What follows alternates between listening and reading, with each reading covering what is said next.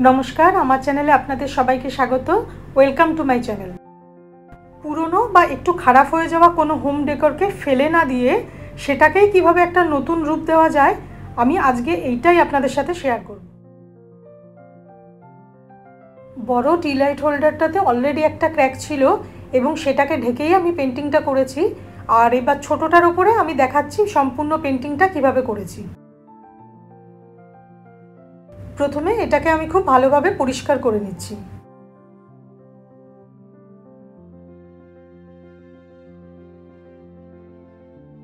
এটা হচ্ছে গোল্ডেন কালারের গ্লিটার 3D কোন। এবার এটার সাহায্যে কোনাকুনি আমি কয়েকটা র্যান্ডমলি লাইন টেনে নিচ্ছি। লাইনগুলো সোজাসুজি করার কোনো দরকার নেই, কারণ বড় টি লাইট হোল্ডারটাতে ক্র্যাকটাকে ঢাকার জন্য তার উপর দিয়ে সিমিলারলি কতগুলো লাইন টানা হয়েছিল এবং এখানেও আমি সেম ভাবেই লাইনগুলো টেনে নিচ্ছি।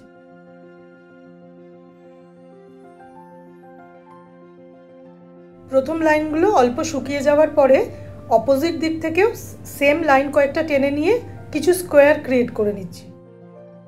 লাইনগুলো কমপ্লিট হয়ে যাওয়ার পরে এটাকে আমি সম্পূর্ণ শুকিয়ে নেব।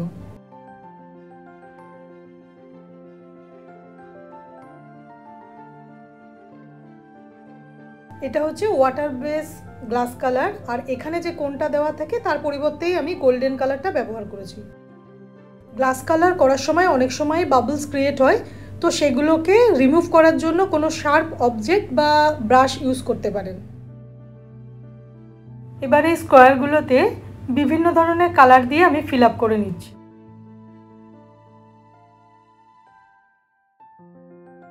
যেহেতু এই সেটটার একটাতে অলরেডি একটা ক্র্যাক ছিল এবং সেটাকে ঢাকার জন্য আমি এই সিম্পল ডিজাইনটা চুজ করেছি, তবে এরকম ফ্ল্যাট সারফেস হলে কিন্তু আরও অনেক রকম ডিজাইন করা যায়।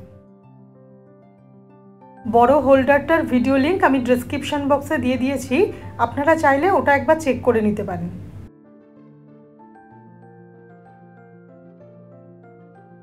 এই ধরনের ভিডিও দেখার জন্য আমার চ্যানেলটিকে কিন্তু আপনারা অবশ্যই সাবস্ক্রাইব করে রাখবেন, আর ভিডিও দেখে যদি ভালো লাগে তাহলে অবশ্যই লাইক, কমেন্ট আর শেয়ার করবেন।